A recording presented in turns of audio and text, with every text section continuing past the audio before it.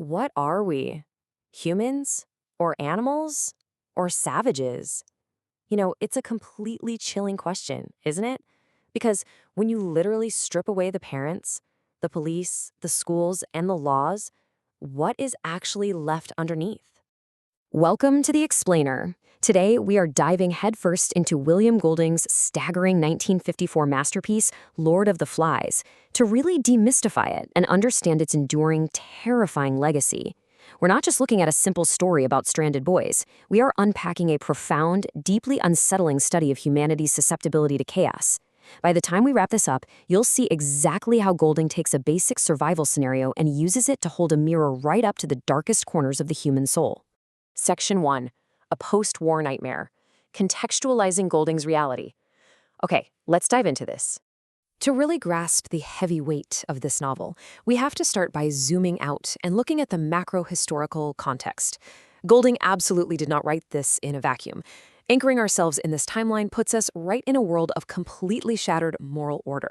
In 1945, the Second World War ends, but the sheer, unfathomable trauma of Auschwitz and Hiroshima has permanently scarred the global psyche.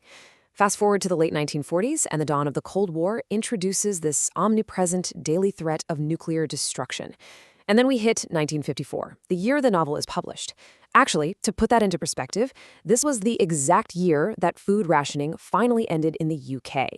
Golding's readers were profoundly accustomed to scarcity, ruined infrastructure, and just a general culture of survival and endurance.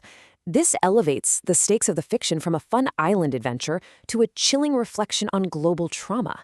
Remember, the boys in the novel are evacuated to escape a nuclear war. The violence they eventually create, it's just a miniature version of the violence the adults are waging back home. And this is where we see Golding launching a direct attack on the comforting fantasies of his time. Before this novel came along, traditional British adventure fiction pretty much always imagined stranded boys as naturally resourceful, decent, civilizing forces. Think of them as little conquerors bringing polite society to the wild. But Golding's reality totally shatters that illusion. He saw firsthand that the moral order is incredibly fragile, and he uses this novel to expose the latent barbarity just waiting beneath our polished, civilized surfaces. Section 2. Order versus chaos. The boys as allegories. Zooming in from the macro world into the micro world of the island, let's turn our focus to the characters themselves. Golding's novel is heavily allegorical, and it kind of provides a quick, scannable cheat sheet for the abstract concepts each boy represents. Ralph stands as the primary representative of order, civilization, and productive leadership. Piggy, with his glasses, embodies the power of science, reason, and intellectual endeavor. On the flip side, we have Jack, the egomaniacal choir boy representing the instinct of savagery, violence, and the raw desire for power. Then there's Simon, who exists on an entirely different plane. He embodies a rare, innate spiritual goodness. And finally, Roger, who represents pure brutality and bloodlust at their absolute most extreme. The entire engine of the story basically runs on the incredible friction between Ralph's vision and Jack's vision.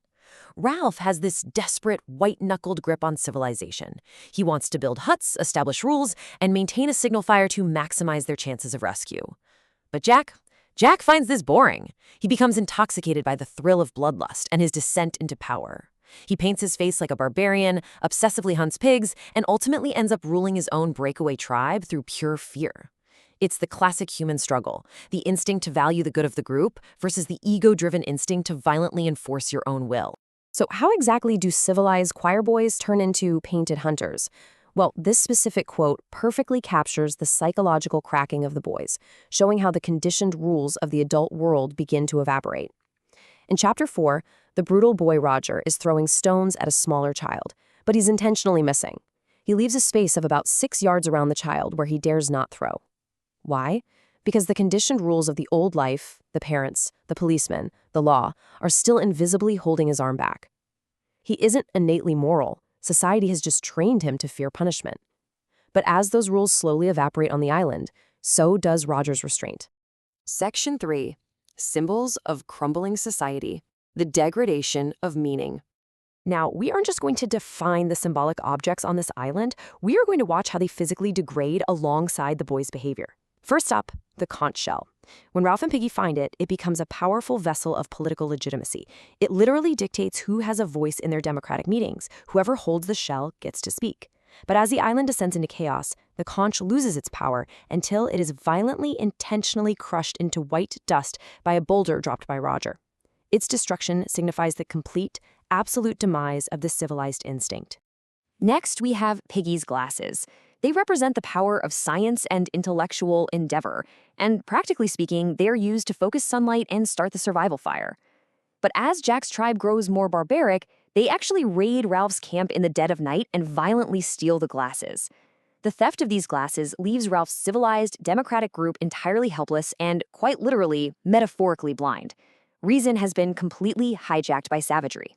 And then, of course, there's the signal fire. Throughout the novel, this fire is a barometer of the boys' connection to civilization. If the fire is maintained, they still want to be rescued. If it goes out, they've accepted their wild existence. But the dark irony of the climax here is just staggering. A passing ship is finally summoned to the island at the end of the book, but they aren't rescued by a controlled, civilized signal beacon of hope. No, they are rescued by a massive, out-of-control forest fire started by Jack's tribe, a fiery byproduct of a murderous hunt meant to smoke Ralph out and kill him. Let's move to and see how this builds in Section 4, Facing the True Beast, the psychological core. So throughout the story, the boys are absolutely terrified of this mysterious beast hiding in the jungle. But Simon, the quietly spiritual boy, has a brilliant yet totally ignored realization. He timidly suggests, maybe there is a beast. Maybe it's only us. He is the very first to realize that the true terror isn't an external monster hiding in the ocean or the trees. It is their own human nature. The beast is the primal, violent instinct that lives inside every single one of them. Which brings us right to the title of the book itself. The Lure of the Flies is a physical object on the island. It's a bloody, severed pig's head that Jack impales on a sharpened stick as a primitive sacrifice to the imaginary beast. But Lord of the Flies is also a literal English translation of Beelzebub, which is a biblical name for the devil. Golding sets up a terrifying parallel here. When Simon confronts this grotesque, fly-covered head in a jungle clearing, he hallucinates that it is speaking to him. It's the physical manifestation of the latent evil within humanity. The voice of the Lord of the Flies mocks Simon with these absolutely chilling words. Fancy thinking the beast was something you could hunt and kill. You knew, didn't you? I'm part of you. Close, close, close. It is a bone-chilling moment. This isn't just dialogue.